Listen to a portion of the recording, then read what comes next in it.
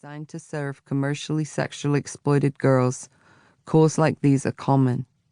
Tonight, the on-call staff is already at home in Brooklyn, so I figure it's easier and quicker for me to just grab a cab downtown, do a quick assessment, try to make the girl feel safe and comfortable, and then transfer the case on Monday to one of my staff members. I figure I can still make it home in time for the Soup's 1 a.m. rerun and my weekly date with Joel McHale. 10 minutes after arriving at the agency, though, I'm grouchy and wishing I'd actually let the phone ring. The security guard gives me a hard time about getting into the building, and the 2 staff workers on duty act as if I'm invisible. I'm deposited on a bench in the hallway by another staff person who then disappears for almost an hour. Time well spent writing furious emails in my head to the agency's supervisor detailing what constitutes an emergency call on a Friday night and what doesn't. I'm struck as always by the sterile, clinical atmosphere of the agency. This newly renovated center had been unveiled with much fanfare from the city. In fairness, it stands in stark contrast to the prior building, which had been Dickensian in its disrepair. Yet I can't help feeling that they've really missed the boat with this new facility. Though it is clean, the harsh fluorescent lights and pale green walls, with the long hallways decorated with nothing more than a few child abuse hotline posters, don't really add up to a warm feeling. I couldn't imagine being a child who was brought here. Actually, I could, and that was worse. If you ended up here, it was likely after repeated abuse or neglect. You would have probably just have been removed from your home, a terrifying experience, even if you did feel lucky to escape.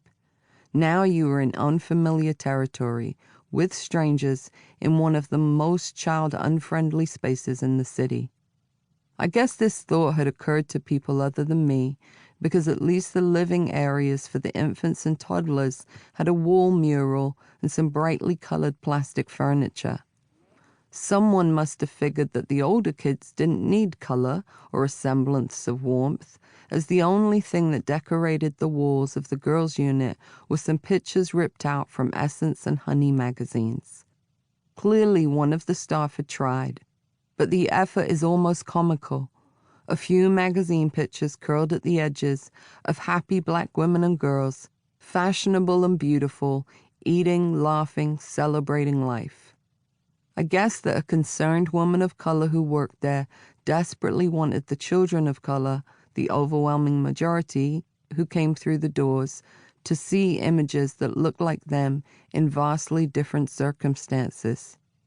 Yet the sparseness of the unit in contrast with the staged, golden-lit happiness of the models make their picture-perfect lives seem all the more unachievable and remote. I decide to once again offer my 5 decorating cents. Warmer, brighter paint, colorful pictures, curtains, lamps, throw pillows, to the director before I leave.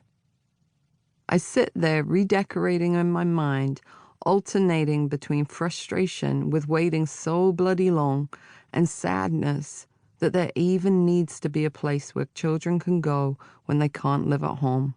When finally 2 staff workers appear, flanking a child.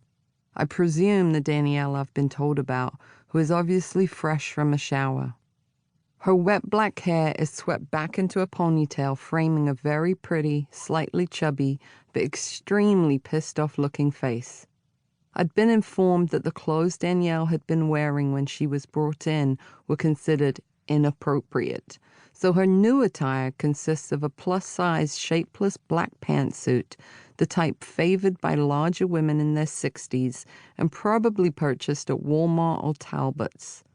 The outfit swamps her short frame, her hands hidden in the sleeves, the pants bagged up around her ankles, creating a bizarre Aladdin look that is enhanced by an incongruous pair of black open-toed heels. Despite encouragement from the staff to put on socks and slippers, she has vehemently refused to let go of her shoes and clatters down the hallway with the familiar gait of a girl whose feet are killing her. The staff members introduce me to Danielle as someone who wants to talk to you.